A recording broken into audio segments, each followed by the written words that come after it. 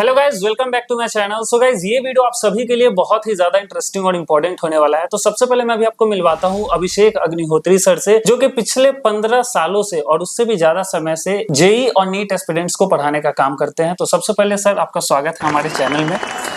तो आज हम लोग सर से कुछ क्वेश्चंस पूछने वाले हैं, जो कि हर एक नीट और जेई एस्पिरेंट, इन दोनों ही स्टूडेंट्स के दिमाग में हमेशा चलते रहता है। तो जो भी क्वेश्चंस है, ये आप लोगों ने ही मेरे वीडियोस पे कमेंट किया या इंस्टा पे डीएम किया, वही सारी क्वेश्चंस अभी हमने लिख के रखा है, जो कि एक एक करके सर से भी हम पूछने वाले हैं। तो सर, जो हमारा सबसे पहला क्वेश्चन आपसे होने वाला है, ये सारी जो प्रॉब्लम्स है ये बच्चों ने कमेंट किया, जो कि आपसे जानना चाहते हैं। जो पहला क्वेश्चन हमारा है वो ये है कि नीट और जेई एस्पिरेंट को कितना पढ़ना चाहिए। अब सर, ये क्वेश्चन इसलिए पूछा गया है क्योंकि मार्केट में एक हवा चल रहा है अभी कि जो नीट और जेई वाले एस्पिरेंट होते हैं, जैसे कि अभी नीट में 25-25 लाख बच्चे फॉर्म भरते हैं और सिलेक्शन एमबीबीएस में बहुत ही कम स्टूडेंट्स का होता है, 30-35 हजार का।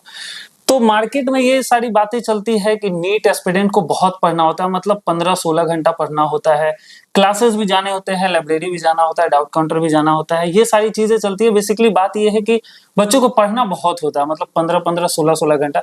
तो इसमें क्या रियलिटी है, एक टीचर के माध्यम से आप जो भी स्टूडेंट्स को देखते हो, या आपके हिसाब से बच्चों को कितना पढ़ना होता है और क्या एक मतलब सही टाइम होता है पढ़ने का, ये एक बड़ा बताएं।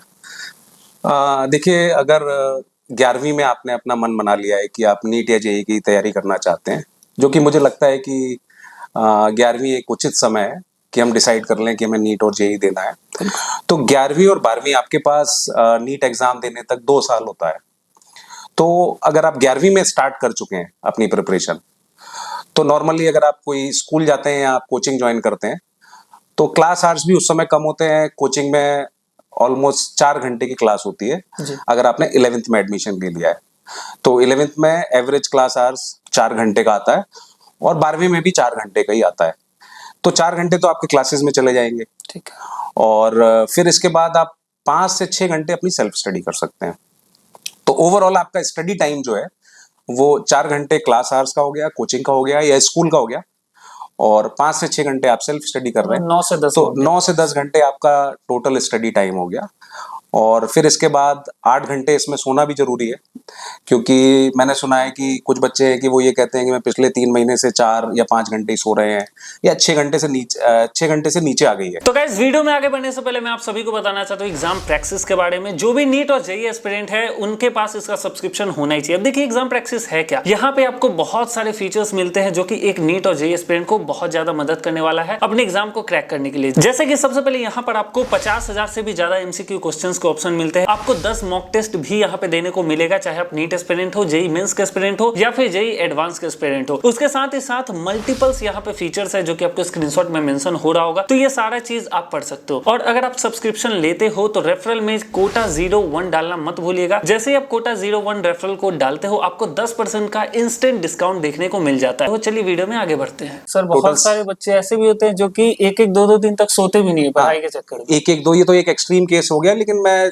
ऑलमोस्ट 40-50% बच्चे ऐसे होते हैं, वो कहते हैं कि हमारा तो स्लीप आवर्स 6 घंटे से भी नीचे चला गया। मतलब वो बिगड़ जाता है, जो टाइम होता है कि पढ़ना में इस टाइम पे और रात में सोना, वो बिगड़ जाता है। बच्चे दिन में सो रहे हैं, रात में पढ़ाई कर रहे हैं, ये सारी चीजें होती है। और अगर मुझे ये लगता है कि अगर आपका 6 घंटे से नीचे आ चुका है स्लीपिंग टाइम, तो फिर वो अलार्मिंग है। मतलब अगर वो बहुत ज्यादा दिन चलेगा कि आप 6 घंटे से नीचे सो रहे हैं, तो आपकी प्रोडक्टिविटी भी कम हो जाएगी, और कुछ 2-3 महीने अगर चल गया ऐसा काम, तो फिर आप पढ़ेंगे, आपको समझ में नहीं आएगा, वो सारी चीजें हैं।